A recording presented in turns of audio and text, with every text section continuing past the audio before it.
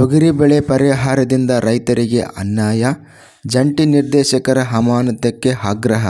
ತುಂಬ ಸ್ನೇಹಿತರು ಚಾನಲನ್ನು ಸಬ್ಸ್ಕ್ರೈಬ್ ಮಾಡದೆ ವಿಡಿಯೋವನ್ನು ನೋಡ್ತಾ ಇದ್ದರೆ ದಯವಿಟ್ಟು ಚಾನಲನ್ನು ಸಬ್ಸ್ಕ್ರೈಬ್ ಮಾಡಿಕೊಳ್ಳಿ, ವಿಡಿಯೋವನ್ನು ಲೈಕ್ ಮಾಡಿ ಮತ್ತು ಶೇರ್ ಮಾಡಿ. ತೊಗರಿ ಬೆಳೆ ಹಾನಿಗೆ ವಿಮಾ ಕಂಪನಿಯಿಂದ ಘೋಷಿತ ಮಧ್ಯಂತರ ಪರಿಹಾರ ನೀಡುವಲ್ಲಿ ತಡವಾಗಿರುವುದು ರೈತರಿಗೆ ತೀವ್ರ ಅನಾನುಕೂಲವಾಗಿದೆ.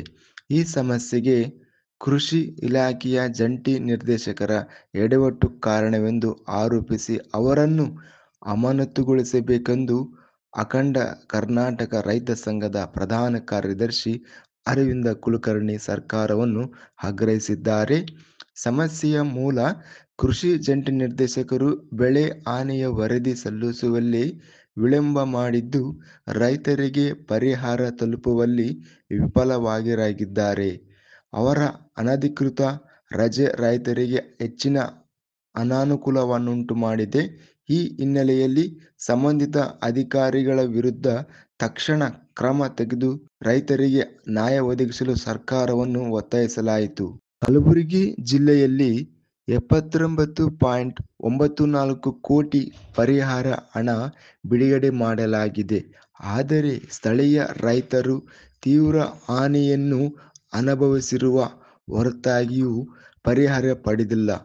ಜಿಲ್ಲೆಯಲ್ಲಿ 90% ತೊಗರಿ ಬೆಳೆ ಹಾನಿಯಾಗಿದೆ ಮತ್ತು 1.26 ಲಕ್ಷಕ್ಕೂ ಹೆಚ್ಚು ರೈತರು ತಮ್ಮ ಬೆಳೆಗಳಿಗೆ ವಿಮೆ ಹಾಕಿದ್ದಾರೆ. ಅನಧಿಕೃತ ಬಿತ್ತನೆ ಬೀಜ ಸಮಸ್ಯೆ. ಜಿಲ್ಲೆಯಲ್ಲಿ ಗಿಡಗಳಿಗೆ ಅನುಕೂಲಕರವಾದ ಬೀಜಗಳ ಬದಲಾಗಿ GRG 152 ಮತ್ತು GRG 81 ಬಿತ್ತನೆ ಬೀಜಗಳನ್ನು ವಿತರಿಸಿದ್ದು, ಈ ನಿರ್ಧಾರದಿಂದಾಗಿ ತೊಗರಿ ಬೆಳೆ ಸಂಪೂರ್ಣವಾಗಿ ಹಾನಿಗೊಳಗಾಗಿದೆ.